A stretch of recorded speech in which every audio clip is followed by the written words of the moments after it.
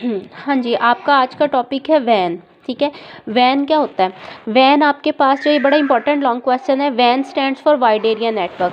ठीक है, van wide area network है।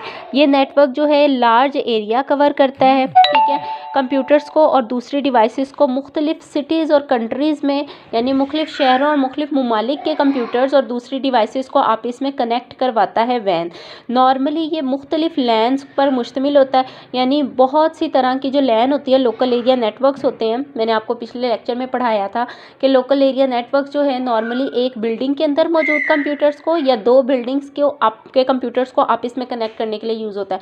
तो मुख्तलिफ लैन्स को आपस में कनेक्ट करते हैं हम वाइड एरिया नेटवर्क वैन की मदद से। ठीक है, नॉर्मली टेलीफोन लाइंस इस मकसद के लिए यूज़ की जाती हैं। ठीक है, इनको हम लीज्ड लाइन या सैटेलाइट की मदद से भी कनेक्ट कर सकते हैं, यानी जो हमारे पास खला में सैटेलाइट हैं उनकी मदद से भी हम इन्हें कनेक्ट कर सकते हैं।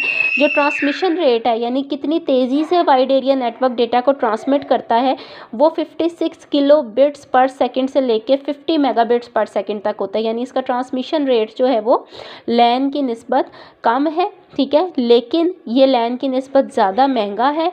ठीक है, लैन की निस्बत ज़्यादा फास्टर नहीं है।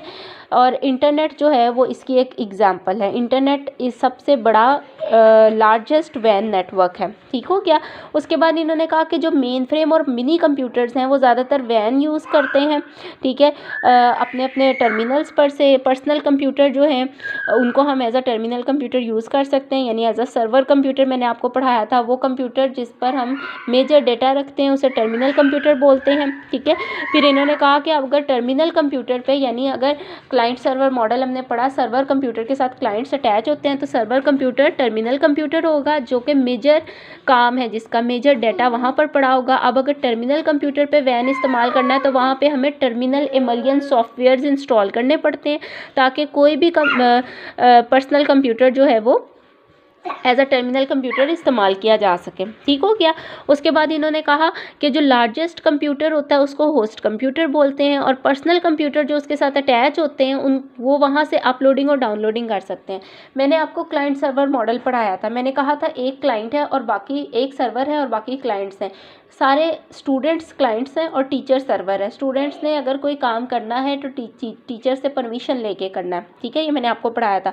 तो अब क्या है कि जो आपका होस्ट कंप्यूटर है वो आपका सर्वर कंप्यूटर है। बाकी तमाम जितने भी क्लाइंट्स हैं उन्होंने अगर कोई डाटा होस्ट से लेना है, यानी होस्ट से अगर कोई डाटा लेना है तो उसको डाउनलोडिंग बोलेंगे, और अगर होस्ट कंप्यूटर पर कोई डाटा डालना है तो उसको अपलोडिंग बोलते हैं। ठीक है, तो डेटा की ट्रांसफ़र पर्सनल कंप्यूटर से होस्ट कंप्यूटर तक, यानी आप अगर स्टूडेंट्स टीचर को कुछ देंगे, यानी क्लाइंट होस्ट को कुछ अगर देगा तो उसको अपलोडिंग बोलेंगे। तो यहाँ लिखा हुआ है transfer of data from personal computer to host computer is known as uploading, और transfer of data from host computer to personal is called downloading. ये आपने याद रखना है। और स्पेशल किस्म के फाइल ट्रांसफ़र सॉफ्टवेयर यूज़ किए जाते हैं अपलोडिंग और डाउनलोडिंग के लिए। एग्जाम्पल्स लिखी हुई हैं। नॉर्मली जो नेटवर्क ATMs आपके बैंक जो होते हैं ना, उनके ATM होते हैं जहाँ से आप कार्ड के ज़रिए पैसे निकलवाते हैं। तो अब बैंक तो मुख्तलिफ शहरों में होते हैं। ठीक है, आपका अकाउंट चाहे साहिवाल में है लेकिन लाहौर जाके भी आप अपने किसी भी ATM से पैसे निकलवा सकते हैं। तो बैंकों के जो ATM है वो इसकी एक मिसाल है। इसके अलावा नादरा के दफ्तर, आपका शनाख्ती कार्ड, मुल्क के किसी भी शहर में आप चले जाएं शनाख्ती कार्ड आपका इस्तेमाल होता है। ठीक है, तो इसका मतलब है नादरा के दफ्तर भी वैन की एक मिसाल है।